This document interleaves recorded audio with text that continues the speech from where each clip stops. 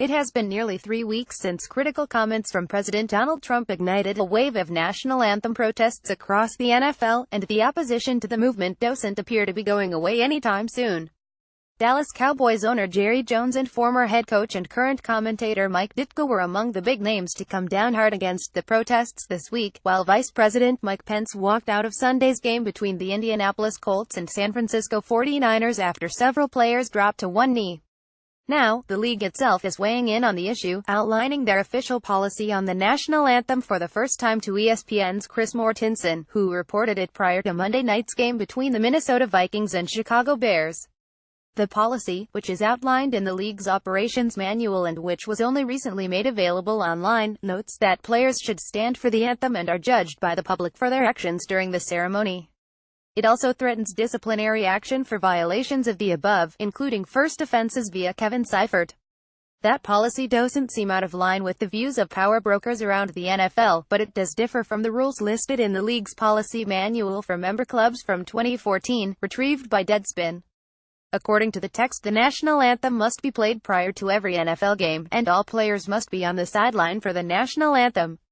During the playing of the national anthem, players on the field should stand at attention, face the flag, hold helmets in their left hand, and refrain from talking.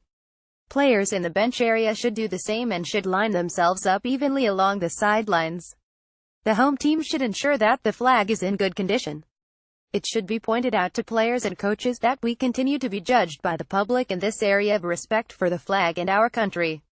Failure to be on the field by the start of the national anthem may result in disciplinary action from the league office. The NFL has not disciplined any national anthem protesters to date. According to Nancy Armour of USA Today, the changes were made in 2015, which would even predate the first time Colin Kaepernick did not stand for the anthem. The national anthem protesters may be in violation of both policies, although the vague nature of the word should is going to lead to debate on the topic and will certainly be used by players to fight any punishment if the league decides to do so. The language saying teams must be on the field during the anthem is more clear, and several teams have already seemingly violated this policy. It's also worth noting how the language has changed in the last 3 years. The newer rule outlines specific, strict punishments, including the forfeiture of draft picks, while the older version granted disciplinary power explicitly to the league office. Curiously, Trump seems to have had a hand in bringing the revised policy to light. Jerry Jones said Trump reminded him of the league's game operations manual, according to Mortensen. Cite highlights each day to your inbox. Follow Business Insider Australia on Facebook, Twitter, LinkedIn, and Instagram.